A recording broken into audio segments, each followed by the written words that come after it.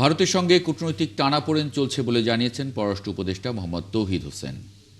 বুধবার সন্ধ্যায় তিনি আরও জানান, দিল্লিতে বাংলাদেশের হাই কমিশনারকে তলবের ঘটনা স্বাভাবিক।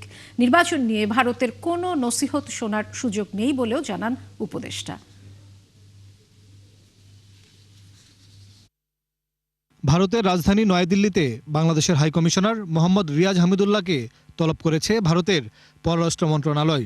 ঢাকায় ভারতীয় হাইকমিশনের নিরাপত্তা হুমকি এবং বাংলাদেশি রাজনৈতিক নেতাদের ভারত বিরোধী বক্তব্যের প্রতিবাদ জানাতেই এই তলব, এমনটাই দাবি ভারতীয় পক্ষের। ঢাকায় পররাষ্ট্র উপদেষ্টা মোহাম্মদ তৌহিদ হোসেন বিষয়টিকে স্বাভাবিকভাবেই দেখছেন। তিনি বলেন, দেশটির সঙ্গে এক ধরনের কূটনৈতিক টানাপোড়েন চলছে।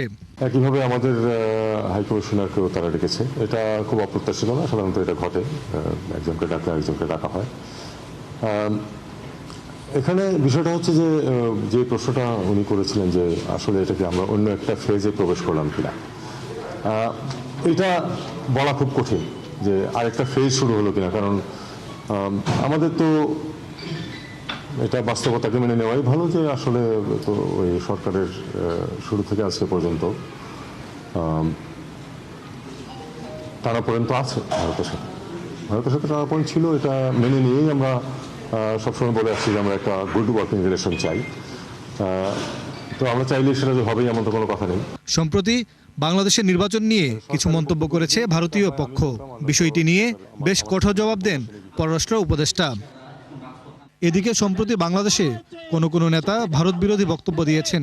উপদেষ্টা মনে করেন, যারা এমনটা করছে তারা সরকারের কেউ নয়। প্রথমেই তো প্রশ্ন হচ্ছে যে হাসনাত কি সরকারের অংশ? সেটা সরকারের অংশ না। সরকারের বক্তব্য যদি হতো সেটা হয় আমি বলতাম, আর নয়তো সরকারের যে সর্বোচ্চ অফিস সেখান থেকে বলতে পারে। এটা অনেকটাই অবান্তর। তিনি আরও জানান, বাংলাদেশের মাটি কোনো বিচ্ছিন্নতাবাদীকে ব্যবহার করতে দেওয়া হবে না। বলা খুব কঠিন যে আরেকটা ফেজ শুরু হলো কিনা। কারণ এদিকে বিএনপির ভারপ্রাপ্ত চেয়ারম্যান তারেক রহমান এখনও কোনো ট্রাভেল পাস চাননি বলেও জানান পররাষ্ট্র উপদেষ্টা। মোহন ইসলাম, ৭১, ঢাকা।